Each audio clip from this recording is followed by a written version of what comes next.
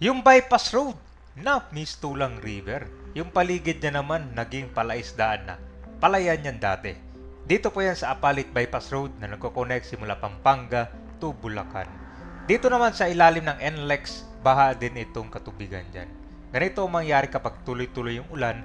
So ang tubig dito naiipon. Paikot-ikot yan sila. May ibang araw dito, yung baha na sa kabila naman. So itong part na pupunta natin, ito yung literal na lubog. Passable naman siya sa mga malakas yung loob dyan at lalo na yung mga malalakas na sasakyan. Nasa kuan tayo, kalsada. Ito yung kuan kabay no, Apalit Bypass Road. No, nandito tayo sa Apalit, Pampanga. Kalsada to Pero dito, halos nilamon ng tubig yung kalsada. Galing dito, pumasok na. Mukhang kailangan ng taasan to. Siguro yung gawing parang dike ba guys. Ang lalim Hirap makadaan dito yung motor.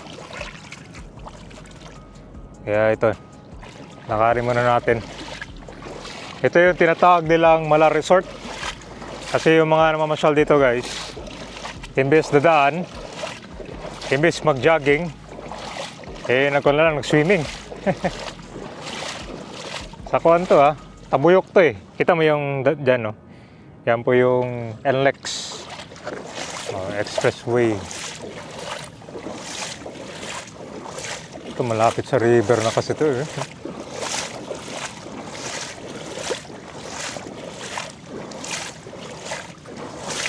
Grabe, ang taas Lampas agad sa yung paa mo.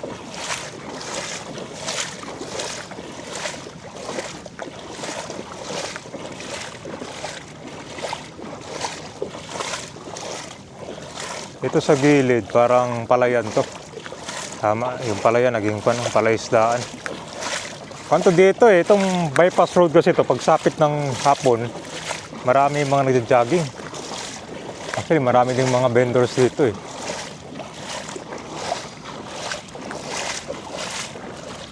Grabe, hindi na pala madaanan ng kanto. Ng motor lalim. Naiipon yung tubig. Walang labasan yung tubig.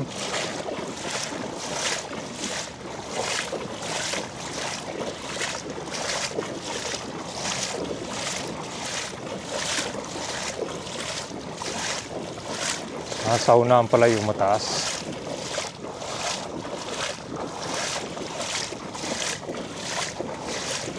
Grabe yung taas Pag dito ka naglakad, sigurado malalim na yan.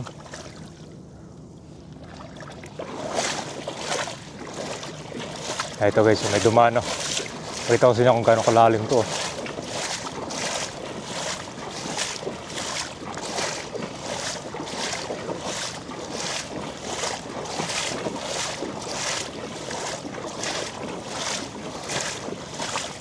Walang labasan yung tubig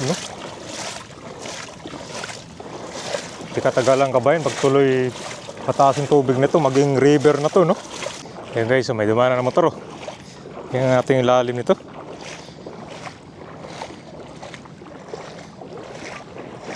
Sa gitna ka lang para hindi abutin.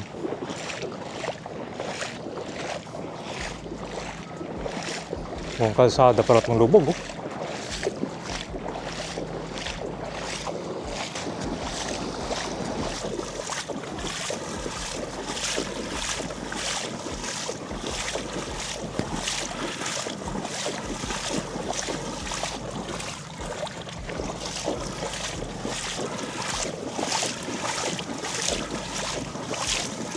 Lakas din yung ragasan ng tubig Palabas siya dito.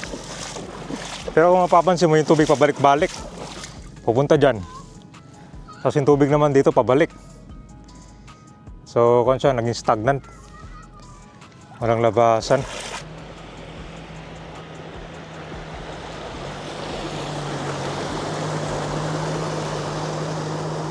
Guys, kalsada naging resort.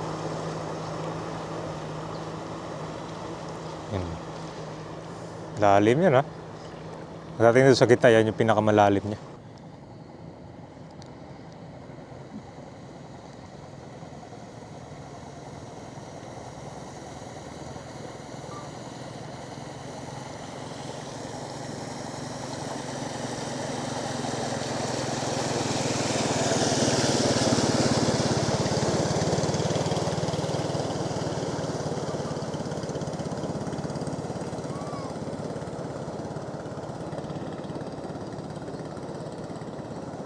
Akon guys bypass road to.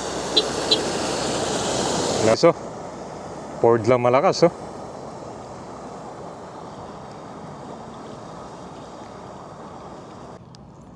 Ano mo? Kala ko bangka na yung dumadaan. Sasakyan pala. Guys, kalsada pala to. Kala ko river. Ito, dumating na yung kan guys. Oh, sasakyan. Grabe oh. Bypass road to ah. Hello guys. Dating kalsada, river na ngayon. Hello.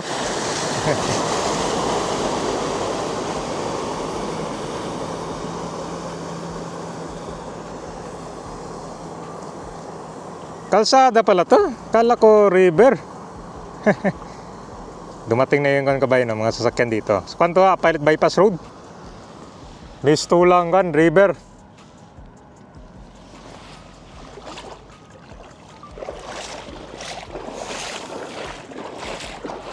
So, bala to. So, babalik na kabayan. Diretso tayo doon. Pakita ko sa inyo itong expressway.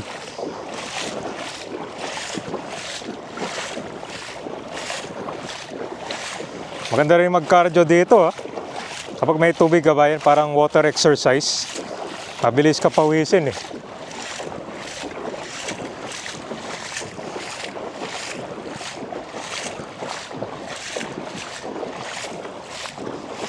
Hello sir.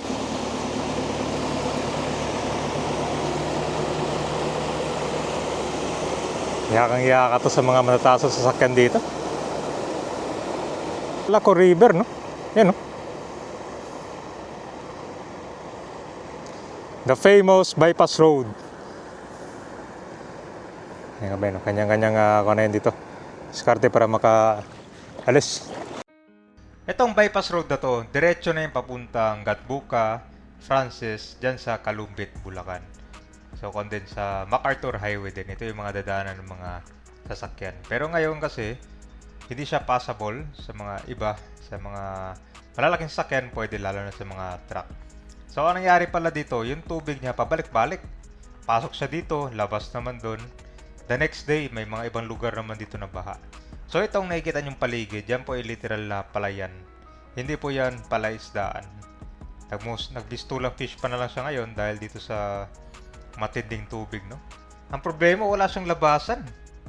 No? Parang libre irrigation na ng tubig yung mga dito, palayan, no? Ang dami nga dumadaan dito ng mga namimigit ng isda. Ngayon ito mayari kapag tuloy-tuloy yung ulan. So yan po yung NLEX. Yan po yung Candaba Viaduct. So diretso tong Apalit Bypass Road hanggang dun sa may papuntang Pulilan. Baha din dun. Yan yung lugar na tinatawag nilang Mala Resort.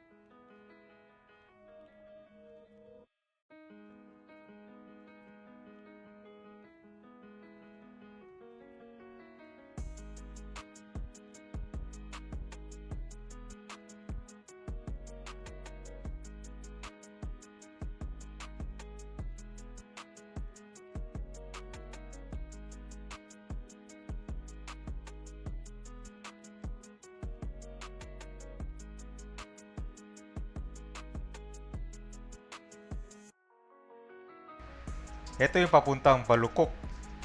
So, kwanto diretso nga Pulilan.